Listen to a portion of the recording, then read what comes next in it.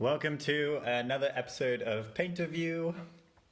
And we're going to be joined today by Joseph Shepherd, who's the host and interviewer and creator of Exposed, the series interviewing lots of drag artists and other queer people. So I'm super excited to paint him.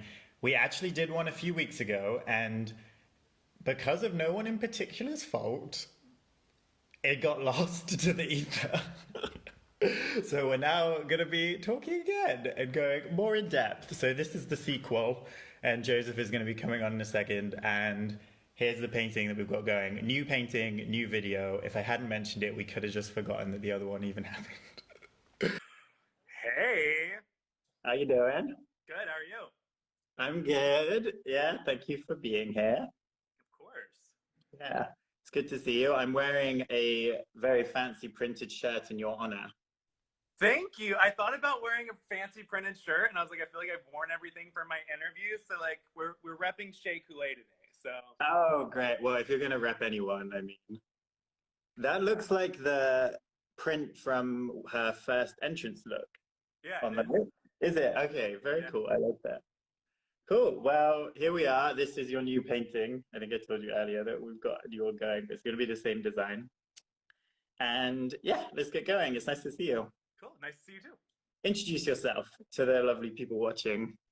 Well, I'm Joseph Shepherd. I host a little show on YouTube called Exposed. I interview prominent drag queens and LGBT artists, predominantly drag queens, get their full story, kind of like dive into their lives, very Barbara Walters 2020 style. Yeah, and I imagine most people have seen it because the view counts that you're getting are insane. And you've been making like, I don't know how many videos a week, but you've been making so many recently. It's incredibly impressive, and you must be exhausted.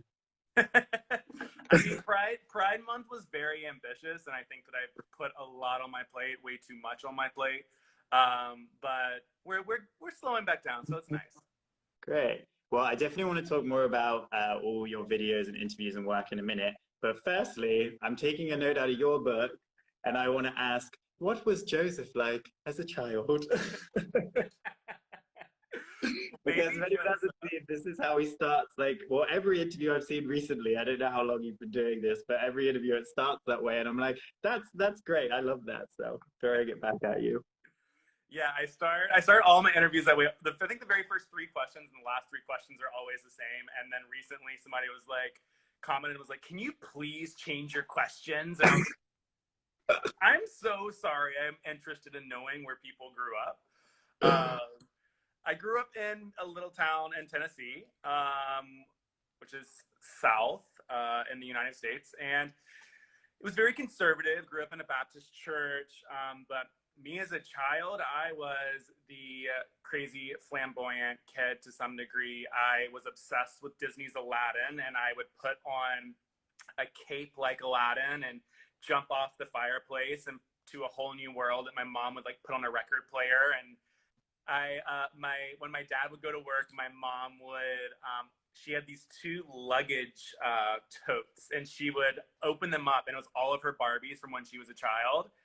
And I would play with the Barbies, and then we would have to like put them back in the suitcases before my dad got home. And yeah, I did theater and all that stuff throughout elementary, middle, and high school. And yeah, I was a very ambitious kid, but I didn't come out of the closet until I was, I think, 21 almost. Yeah. Ah, okay. Do you think your mom knew? Did she tell you she did?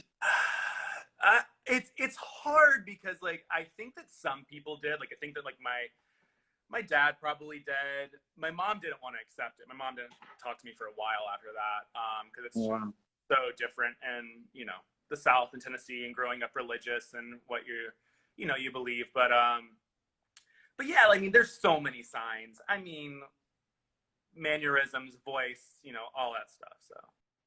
Yeah, I mean, the reason I ask is because she was like helping you secretly play with Barbies, but then the denial is so strong that you don't make that connection. I mean, my parents were the same. I played with Barbies. I had an easy bake oven, like all of that shit. All my friends were girls when I was younger. So a lot of these obviously it's not a definite, but they're signs, you know?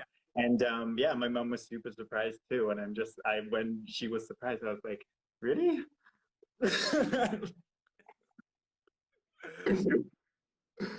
So I remember you saying last time we spoke that I found really interesting is that I can't remember how we got onto it, but you basically said that you were a bit chubbier as a kid. You were like overweight, and that kind of affected some. I can't remember exactly how we were talking about it, but I found that really interesting. So I wanted to kind of ask you about that again.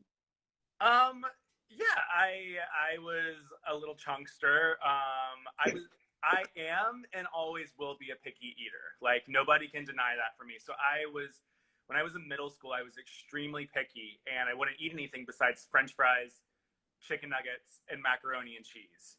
And that's all I would eat. And then I eventually, of course, blew up and I gained a whole lot of weight and I was extremely chunky. But I went to a school from kindergarten to 8th grade that I knew all these kids that I was with for the whole time. And it was a private school and there's only 14 kids in my class.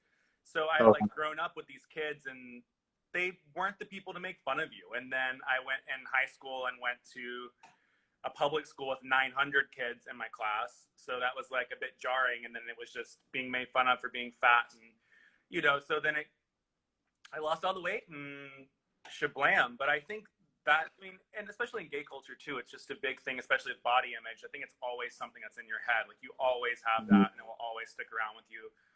Body dysmorphia is fun. I was gonna ask, do you think so? Did that experience like affect you quite deeply? Do you think? It sounds like it was a shorter period of time. It wasn't like your whole childhood, but like a short and intense. My chunky side was probably from the ages of 9 to 16. Yeah, but yeah, I think that did shape me, and it still shaped me to this day. You know, I'm always in my head, always trying to like not get back to that bad place. Yeah, of course. It's one of those. It's so interesting because I think it really highlights how someone who's been through that experience or has that body type or whatever it is, like that's not something that everyone can relate to. And I feel like a lot of the time people who are of a body type that is naturally thinner and they don't have to watch what they eat, they like have all these comments, and it's kind of like it's like this isn't a place that you're able to talk about, you know, like it doesn't make sense. And I feel like it's the same with race, it's the same with like nationality, or with, for me sometimes with certain mental health things, it's like people often have a lot of opinions when they don't have any personal experience about it. Exactly.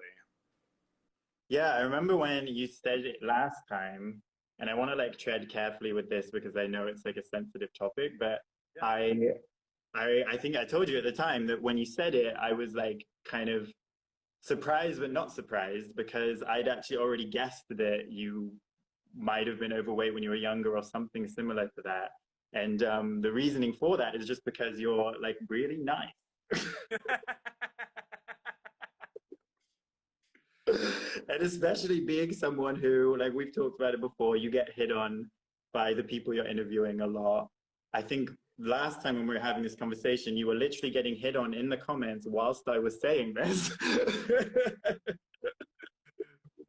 But meanwhile, so obviously you're attractive, conventionally attractive person, but meanwhile I was really struck by how friendly and engaging and nice and how much empathy you seem to have. And I was just curious, and that was part of my like theory of how empathy is cultivated. Is it just made total sense to me that you would have had that experience, because otherwise you could be an asshole maybe. Yeah.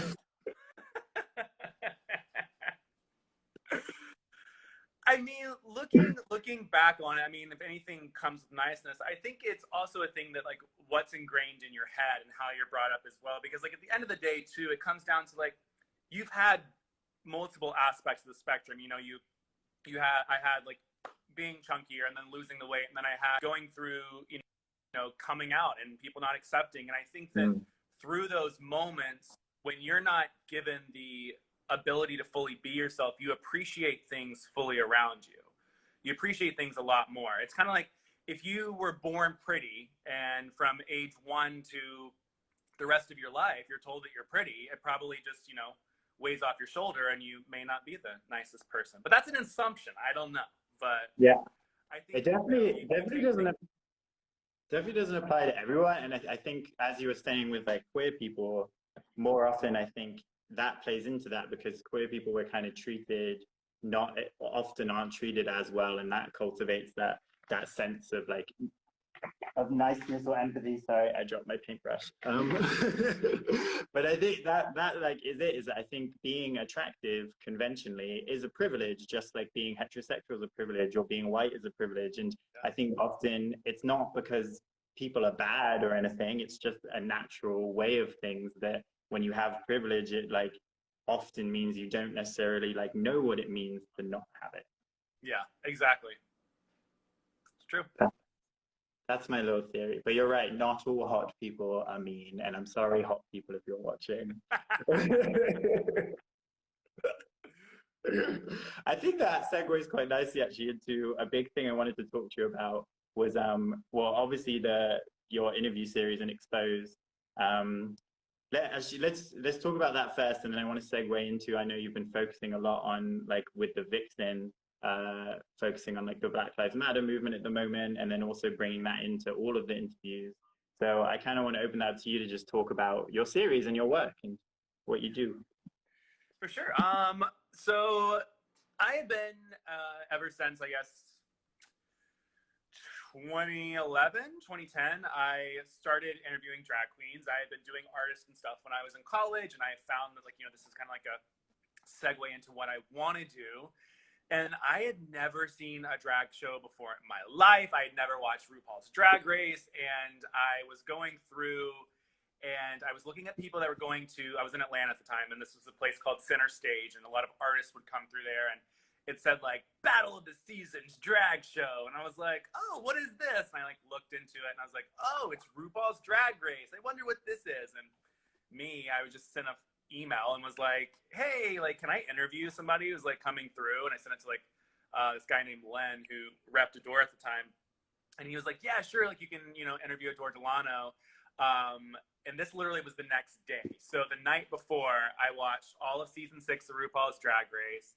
I formulated questions. I did all that. And that was my first venture into the drag world. And then from there, I interviewed the queens on the red carpet and stuff. And I had I produce, as my main job, I produce television shows and stuff. And then I do social media right now.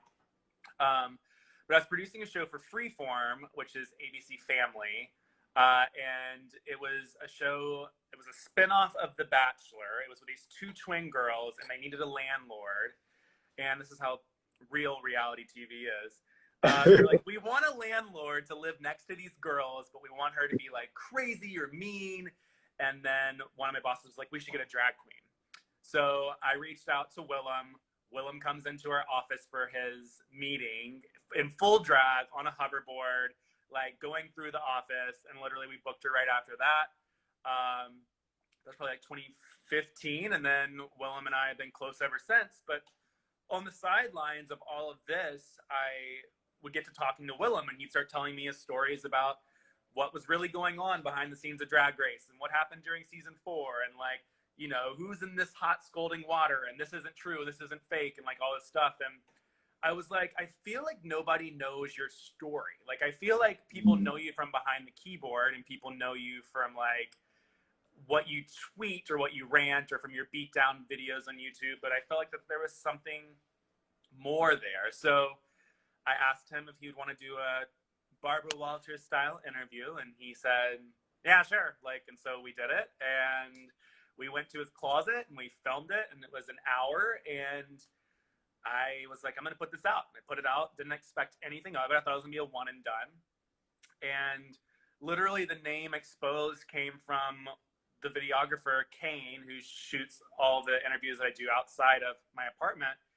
And he was like, I feel like people are going to click on something if it were to say, Willam Exposed. Like, why is he exposed? People are going to click it. They want to know. And I was like, all right. So that's where the name came from. And then, so that video didn't really take off the first week it was on. And I was like, well, fuck. And then I was in Vegas the following weekend, and I started getting all these notifications, and it literally like blew up overnight. And it went from like 5,000 views to like 70, and then 100, and then it like kept going. And then Alaska hit me up, and Alaska was interested, and then the rest was history. And I was like, well, you know, I kind of just want to tell these girls stories in a way that's not, I'm not knocking on Hey Queen in any way. I love Johnny and I love Hey Queen, but Hey Queen interviews and the interviews that we have of drag artists right now are very entertainment based, and they're very for sound bites or for press articles or headlines, and they're very quick.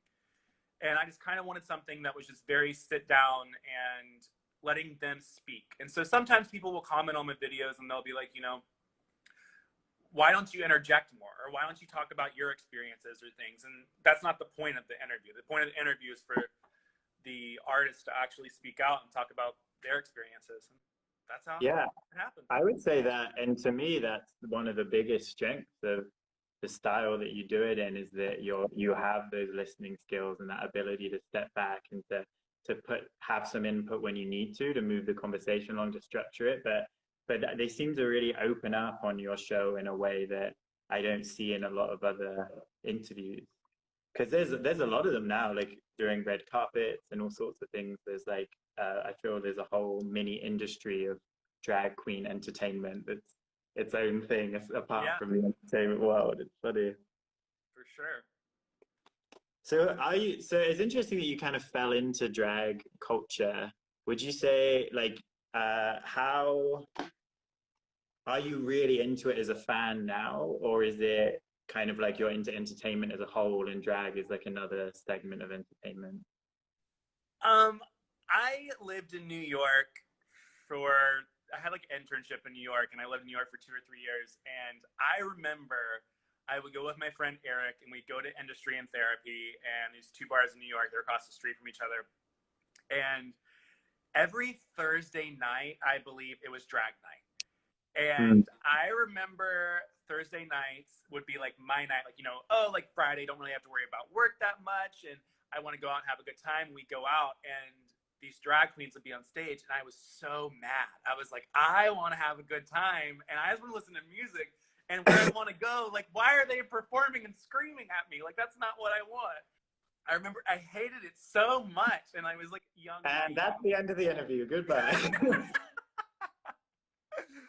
And I remember my young 21-year-old self was like, oh, like, you know, that's not what I wanted. But then over time, I really just fell into it. And I mean, entertainment has always been a thing, but once I started interviewing the queens and seeing that these people have stories and they have a backbone, and I became so into Drag Race. I became so into going down to Mickey's or, like, you know, local bars and seeing the talent that we have in Los Angeles or New York or Atlanta. And it was like such an interesting drive to see these girls working, but then also like be like, you know, oh, I can relate to this person in some shape, form, aspect, or way, whether it be where they came up or where they accepted or what they're going through. And a lot of times girls tell their story through their performances too, which is always intriguing and interesting. So if I were to rank, I would say the drag and the LGBT aspect far outweighs the entertainment aspect.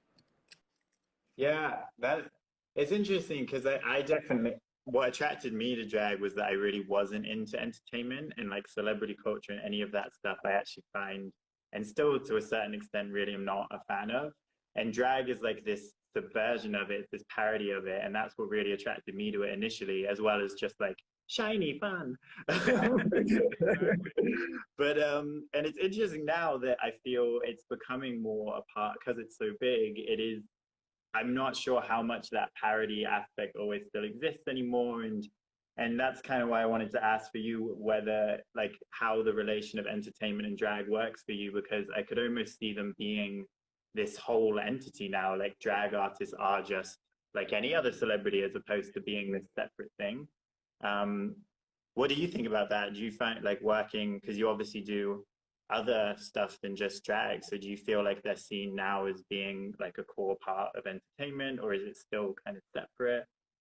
I think it is kind of becoming a core part of entertainment. I'm dropping an interview with Cameron Michaels tomorrow, and on that interview, he discussed, and I didn't think about it until he was discussing it. He was discussing how back before Drag Race and when he was doing drag, how the queens would always be so mean to people in the audience. Like it was like a joke and it was routine. Like a lot of people were like Bianca Del Rio's. And I was like, oh my gosh, Yeah. remember that? Like, you know, that was like a time where people were, you know, you had more Lady Bunny-esque people and, you know, Sherry Vine, not Sherry Pie, but, and you had these queens that were, you know, they were making jokes and it was more about comedy and stuff.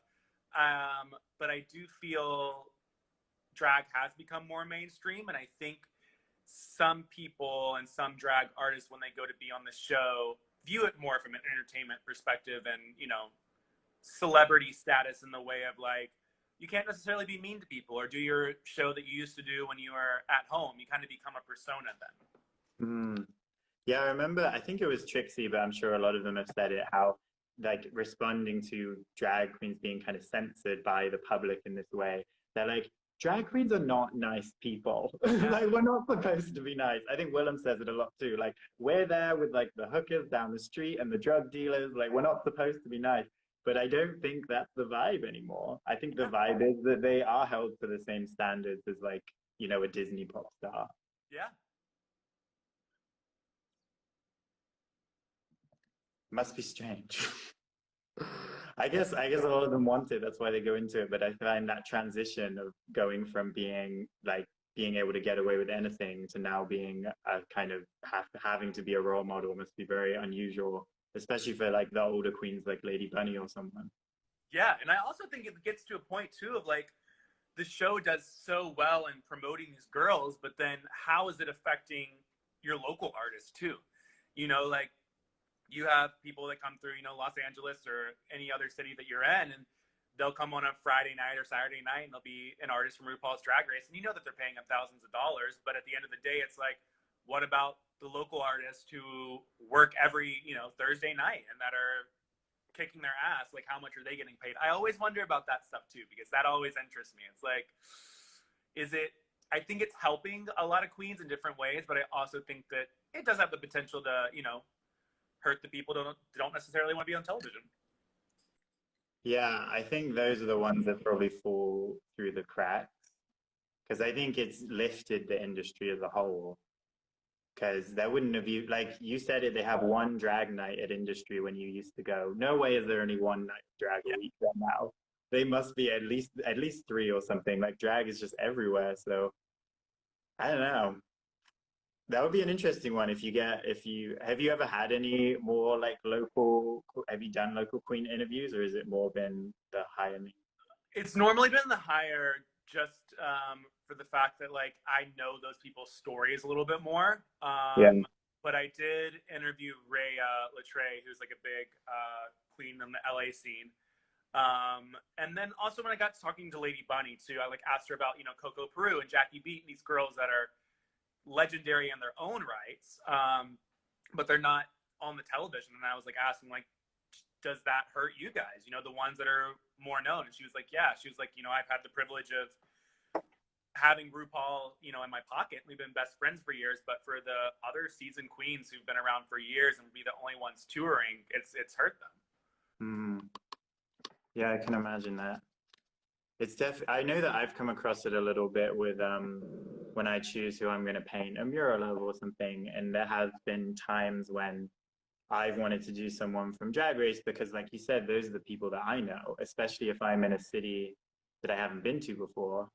And then a lot of the time that does irk the local queens because it feels it's that kind of like more national to local idea. Like I always try and choose someone who has a local connection because otherwise you're just painting a random person there. But there definitely seems to be tension, and I can see why. I mean, you like you said, you feel like you're working so hard and you're not able to get the opportunity that's going to catapult you up. Yeah, exactly. I don't know. I guess there's equivalents in like singing and stuff. Would be like going on American Idol. Do you feel like with what you do, there's that same like delineation between like entry level and then being a star?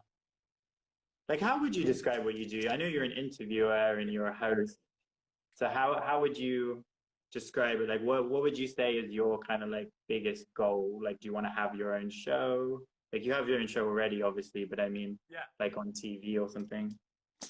I'm a very, very, very creative mind. I think at 900 times an hour. So I would love to do something. I would love to host my own show. I'd love to have that ability. Would I want it to be my exposed series on television or on a streaming service? No. Because of the fact that I've worked in television behind the scenes for almost 10 years, and I know that a lot of times people put their babies out on the line and their baby doesn't turn out to be what they want once you get too many cooks in the kitchen. Yeah. So I think that is a big thing. Like if it was something else that I could collaborate and work on, yes, for sure. That's an all-time goal. I'm also pitching other show ideas that have nothing to do with drag, and that are going into pitch form and all that stuff. So my creative works in a lot of ways, but if I were to describe where I'd want to go, I think I'd want to be like, kind of like how Ryan Seacrest had a trajectory of hosting, but he is a producer now and produces a lot of different television shows. I think that's kind of like a trajectory that I would appreciate and like. Yeah, because you've said, I kind of jumped over this part because you've said it to me before, but I know that what motivates you said what inspires and motivates you is like people's stories. Yeah. Right. So I guess that can take so many different forms, and like right now it's like an interview format, but like would you ever write, so do you write anything fiction? Fiction in the way of, I write children's books that will maybe get published one day when I figure out how this whole process works. But one day I was really mad and I started a child's book, and it was called Bubsy the Bossy Bunny. So it was 3 Bs. And so I wanted to expand it to be every letter of the alphabet, but teaching children different emotions. So that's the creative aspect in fiction would be a children's book. That's as good as I go. I love that. That's so fun. And it's so important because you don't get taught about emotional intelligence in school, at least not in England when I was at school. Maybe they do now. I don't think they do. And it's so important, you know? Like, I feel like that stuff, like being able to like, can you give me a little taste of it? Like, what's the ABC? Oh, so it would have been like Alfie the Angry Alligator, and then like Bubsy the Bossy Bunny. So you have anger, and then you have bossiness, and then like curiosity, and like just all the different types of emotions. Because also it's very interesting, once Disney released that Inside Out movie, and I like watched that, you know, in my early 20s, and I remember thinking like, I really wish that I would have seen this when I was younger, because like I'm thinking so much more about emotions right now than I ever have in my life. Yeah, I think that film is, I love Pixar, and I think that film, like the message of it and the way that it was done, it's just like, yeah, it's so important. And that's like actually the like overall message of like finding a way to integrate sadness in a healthy way. That's like literally what a lot of my paintings are about. Yeah. And they managed to communicate it much better and more entertaining through What kind of things have you been thinking about? What's on your current emotional plate? Oh, my current emotional plate? In what regards do we mean by that? I don't know. You said that you've been thinking a lot about emotions, and you watched that film, and it like kind of resonated something within you.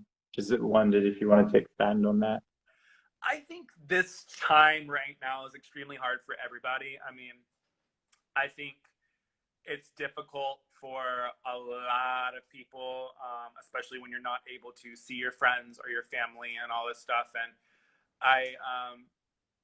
I'm lucky that I have a therapist to talk to about it. But then I started thinking the other day, and I was like, can you imagine being a therapist right now and everybody's coming to you with the exact same problem? Because normally if you're a therapist, you'll have like multiple like, you know, different scenarios, and you'll have, oh, like, you know, this person's like cheating on this person, or this person's having relationship problems, or like this person's having, you know, dating problems, and like you have so many problems. But then now it's all corona. Oh, same. I know, like I can't imagine, like if I was a therapist right now, I probably would be like, no more patients, we can't do this. Like just bored out of your mind. Like, come on, where's the variety? It's like watching the same TV show over and over again. Like, come on. Yeah, like the same episode too.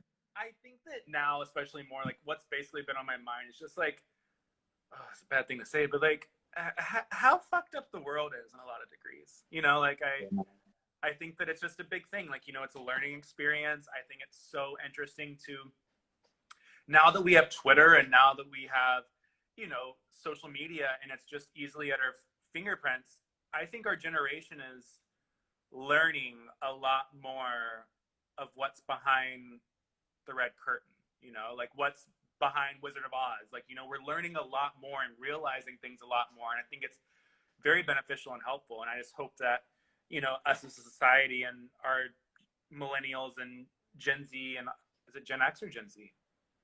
I think Gen Z is the one after millennial. Yeah.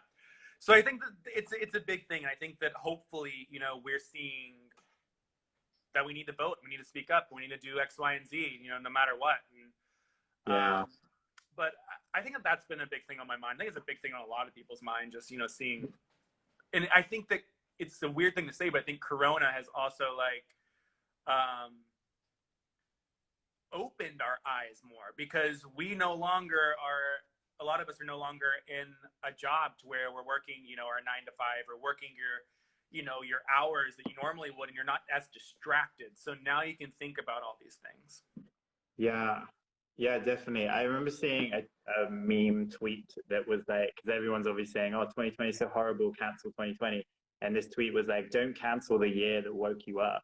Like, Yeah. these things, like, they suck and they're hard, but it's really important. Like, the amount of introspection that's going on, like, within ourselves and within, like, the systems and society. It's like, this is way more important than a year where, like what the fuck happened in 2019? I don't even remember. Nothing happened. But it's also interesting, like when you think about it even further, it's like, okay, so like the Black Lives Matter movement happened and is happening, and it's like it's become such a big thing and people have been protesting. But if everybody was in their regular jobs, the protest numbers would have been like, and it wouldn't have gone on that long. And like that's the unfortunate benefit to it. I mean, benefit that is unfortunate in that we have COVID, but it's been a great benefit for the cause. Yeah, and I definitely think that there's been lots of people talking about how they're related, right? Because it's like because everything's kind of connected together, and because people have been saying all this stuff about Black Lives Matter has been happening for so long, and protests have been happening, and I think Corona was a big part in why it like became as big this time round as it is, because you're like adding into all of these, like you said, people are at home and they're seeing it. Plus, we're all like really aware of our own emotions. We're all fucking frustrated, and you can like channel that into being like, well, what should I actually be frustrated about? What's actually important? I wanted to talk to you about that. Yeah, I said earlier because I noticed in the Exposed series you had referenced the personal work that you're doing, and also like making sure that that's become a part, talking about Black Lives Matter in each of the videos. So I wanted to like ask you about that and like share your experience with that. I think when you have any platform as socially, and if you have an audience, I think that you do need to bring awareness to certain things. And I grew up in the South where racism was a big thing. I grew up with family members who were inherently racist. I dealt with, you know, all of that, and I've seen it firsthand. So I'm not blind to seeing what the capacity of what people can do. And I think that, you know, it was just time to pivot. I think it was time to just take a moment and give these people the opportunity to speak their voice and ask them questions that I want to know the answer to, that viewers might want to know the answer to, that aren't the typical questions. And to really just ask, like, what can we do in these moments to help and to help push? Because I think that one thing at the end of the day is that, like, we're all human and we all want the best for each other.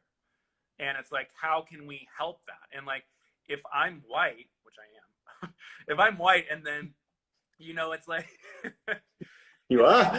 I'm interviewing somebody who's had a lot of struggles, and, you know, they like with their identity and who they are. And like, if they're growing up and everybody around them is racist and stuff, like, I don't know those things. So hearing those firsthand stories, I think open up the spectrum even more, because you can have somebody who says, you know, my life matters and Black Lives Matter. But for some people in the United States, it is a lot harder for them to accept those things until they experience the story firsthand, if that makes any sense. So I thought, you know, in my series, having the vixen talk about how when she was younger and what she went through, it opened my eyes to different things I didn't think about. Like, you know, we discussed, she discussed like she can't wear a white t-shirt in public or a white tank top because in her mind, and what from her mom told her, every Black person that is arrested that's on the news who is in the mugshots always has on a white shirt or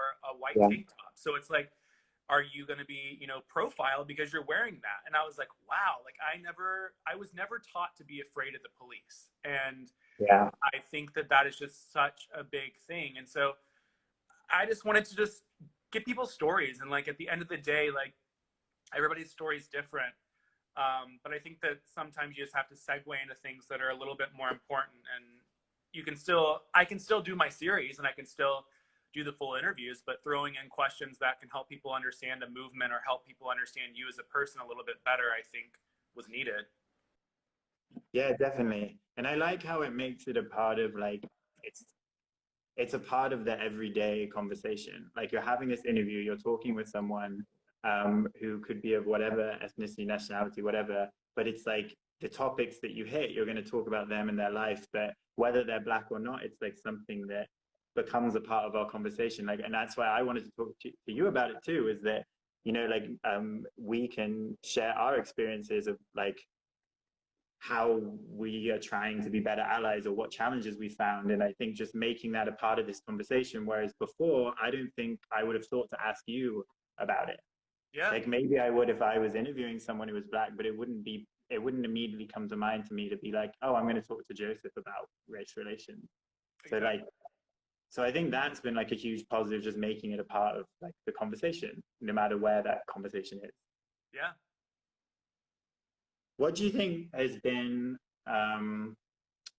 what's been like most beneficial for you when it comes to doing that kind of like anti-racism work or like integrating it into your work and like changing up what you're doing? I think it's been, honestly, I think it's just been allowing people to understand people better. I think that's the benefit that I've had of it. Like when the Vixens episode came out, I was more so excited for her when she was expressing to me that people were now understanding her a little bit more, and people were coming at it like, oh, like you had a point. Yeah, you may have been edited a little bit more strongly. You may have voiced your opinion, but these are why you have these opinions. And just to see, a lot of times the thrill and the enjoyment and the happiness that I got is reading the comments and seeing that people now understand the artist more or understand where this person was coming from. And I think with the Vixen, it really led me to a little bit of like happiness in seeing that people didn't understand this. And now people may understand this Black Lives Matter movement a little bit more. People may understand her a little bit more. And just seeing that feedback, I think is always the most beneficial thing. Like I think at the end of the day, yes, of course, we always want to be successful, and I want to be successful and, you know, do well. But I think at the end of the day, just seeing people's minds change about certain people has been the biggest thing.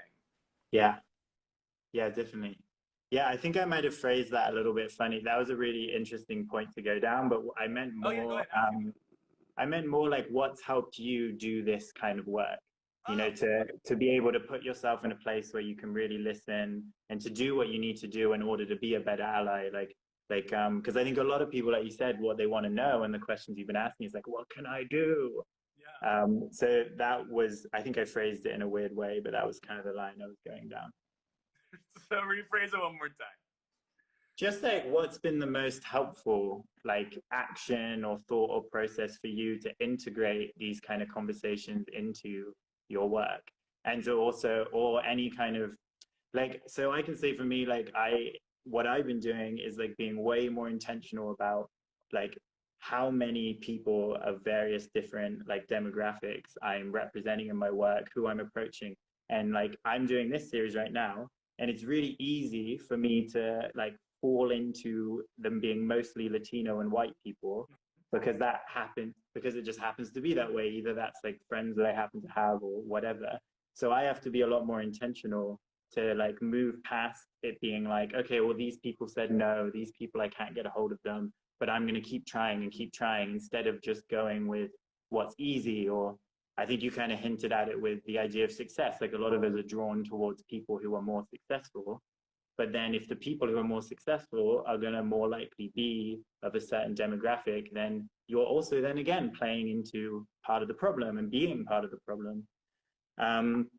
So I think like for me, what's been really helpful is to like really step back and look at myself and be like, when am I subconsciously falling into these things? Yeah. And where do I, because I didn't think that I was doing it, but it took that like extra awareness to be like, you really have to put in extra effort to make sure that you're not falling into the same traps that everyone is. So that's gone down like that's a lot to process, but that was kind of, I was wondering for you if you've encountered anything like that, or if there were any challenges towards adjusting your work or towards having these conversations and how you're able to move through that. Yeah, I think that, you know, during the time frame and putting out the content, I think that I wanted to mix things up and I wanted to be able to give people what they wanted, to be able to get these stories across. But at the same time, I didn't want to inundate people's timelines and stuff and for it to come off inauthentic. Yeah. And that's the big thing for me. Like there's some people and I can love them to death, but you can tell when something's not authentic, and you can tell when somebody's coming at something, whether it's a social media standpoint or whatever, and it's just to get the likes or just to get this and that, and you want to follow a movement to follow a movement. Yeah. I think my thing is that, you know, I want people to know these things and I want people to understand these things, but I want to do it in a way that comes off authentic. So with the Vixen, that was the way. With Tatiana, it was the way. But like, I'm not going to, because Silky said it in something. She was like, you know, I've been getting so many interview requests. And she was like, so many people have now been showing up and wanting to interview me. And she's like, I know that it's because I'm Black. I know it's because of Black Lives Matter. And she's like, is it okay for me to say no? Like at the end of the day, like I want to be helpful for the cause, but you weren't supporting me at my low. So why do you want to like get the clicks off me now? Yeah. So I just try to make sure with all of these that everything's respectful, everything's done in the way that it should be done, and that these girls never feel that they're being used. Yeah. Because that's not the purpose. The purpose is to get people to understand your viewpoint, but do it in an authentic way. And then also I try to do it to where like I'm not pulling clips from my interviews and being like, the Vixen talks about Black Lives Matter or like this and that, because at the end of the day, that to me comes off like I'm just trying to get the clicks in the heads, and it's using the person, and I don't like that. Yeah, I definitely, I can feel that. I can understand that. And like, because I would imagine also like, and this sounds similar to what Silky was saying, is that like, just because you're Black or of whatever demographic, like you don't necessarily want all of your interview to be about specifically that thing, or you don't want to be called on. It's like this whole thing, like where being demanding emotional labor and demanding educational labor. And I feel like that could feed into interviews as well. So it's like, yeah, that makes sense to me. So and you can. The thing about the Vixen too was that when I interviewed her the day after the George Floyd event happened. And the thing is that the question that I originally asked her had nothing to do with the protest or anything, because those hadn't happened yet. Asked her was basically about the racial divide in Drag Race and queens who, why are the racism problem in Drag Race, and why do people support the white queens more than they do the Black queens or those that are of color?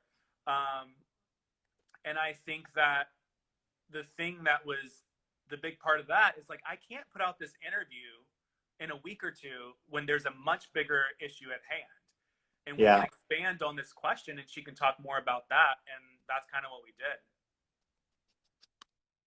Yeah, I thought it was really good that you went back with that Vixen interview to add that little bit in, because I know sometimes people don't want to do that kind of thing because it messes with continuity or it seems a bit clunky, but I think it was really great that you did. It like made it make sense in the context. I had something like completely different, but I had people annoyed that I did a painting of Gia recently because she said that Corona was a hoax. And I was like, I did paint it 2 months ago and it was like a commission, but it's like, nah, you released it after she said the thing. So then you become kind of you become culpable even when I feel like kind of like you as an interviewer with me as a painter, I feel like I'm not that person. I'm kind of an observer who's like recording in a sense, but I think you do have a power in that you're in some ways choosing who you interview. You're putting them on the platform that you do have, so you're not completely detached from who they are in the context. Like you're right there in the seat with them. I want to talk more about like for you what interviewing means to you in general. And but like one of the things I'm really interested in we talked about before was like the interpersonal skills that like come from being a good interviewer. And because to me it seems like listening and empathy and thinking about someone else, putting yourself in their shoes, like all of these things would really contribute to just being like generally a pro-social person. So as well for you, like what do you think the like most important elements as an interviewer are to get a good interview in? I think research is a humongous thing that I always do. I mean, I research out the frame. I used I used to go on the RuPaul's Drag Race Reddit thread, and I would type in and ask people to send me questions, because a lot of the Reddit people are like sleuths and they like find all this stuff. But then apparently I was promoting myself, which I don't think I was.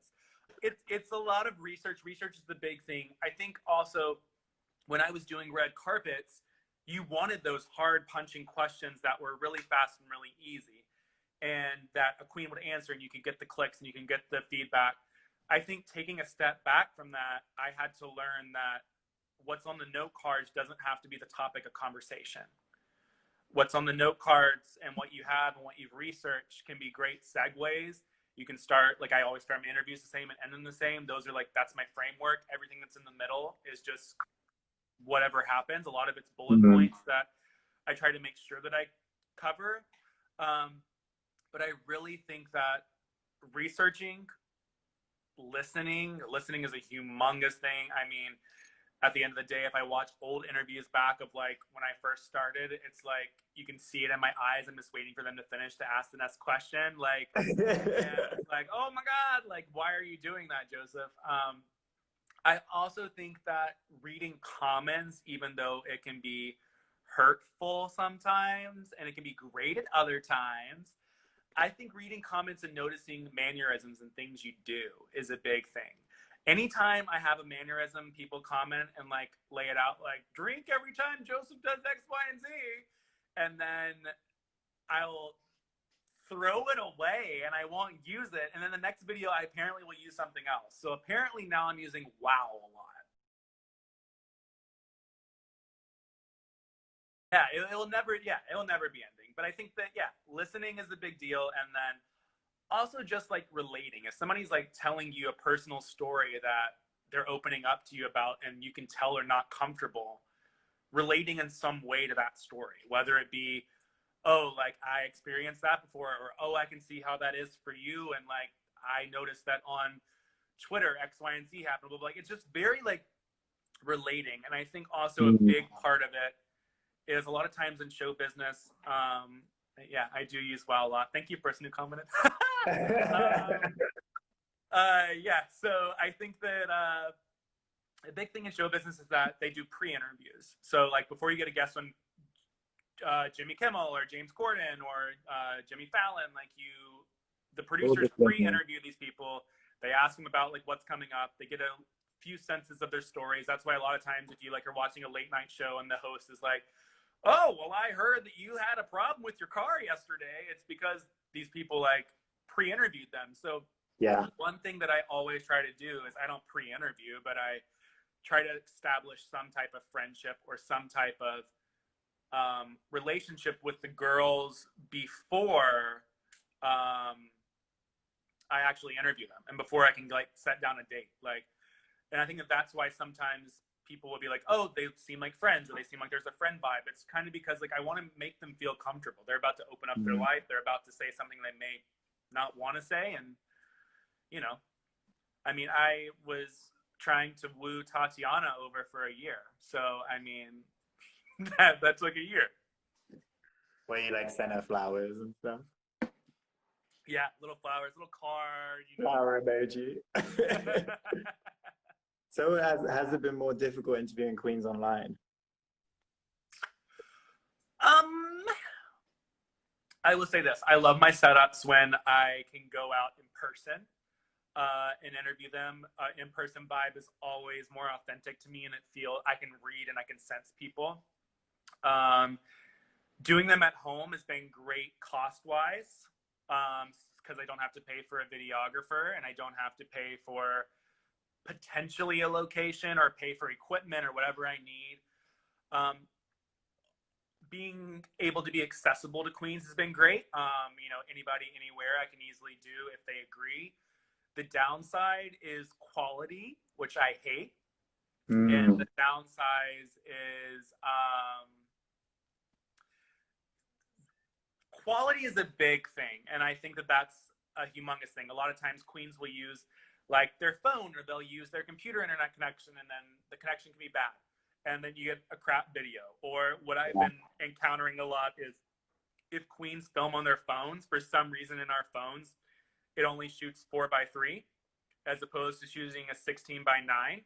So my video will be like a great widescreen video, and theirs looks like it was shot in 1999. So that's been a big issue. You know, it's funny that it's been a negative for you because you already had a really good tech setup. But for me, it was one of the biggest blessings to have everyone else's tech go, because it like literally gave me the confidence to do this, because I was like, I don't need a fancy tech setup because even like BBC News is using like So your disadvantage is my advantage, so I'm sorry about that.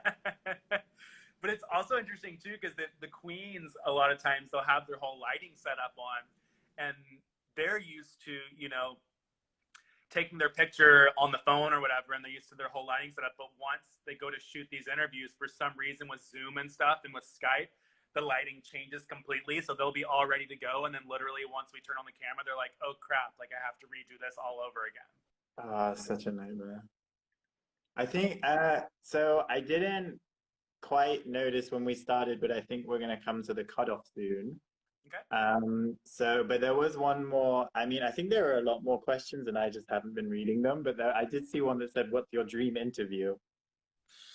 Ooh, dream interview.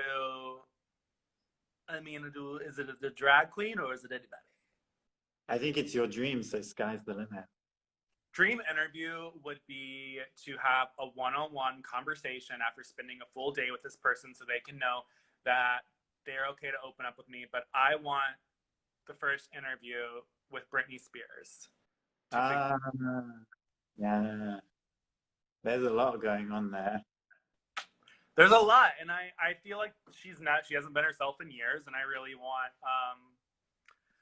to get to the bottom of it.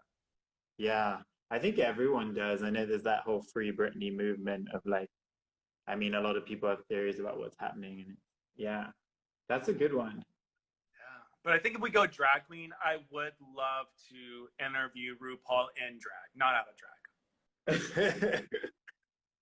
Well, you'd have to pay her then. That's great. Is there anything else you wanted to, before we get cut off rudely by Instagram, anything else you would like to add in? What's going on with you? Tomorrow I'm putting out an interview with Cameron Michaels. That'll be at 10 a.m. Pacific Standard Time. Really excited about that one. He totally turns off the introvert card, which was great, and I think it was the most conversation I've ever seen him have, and he had a great time.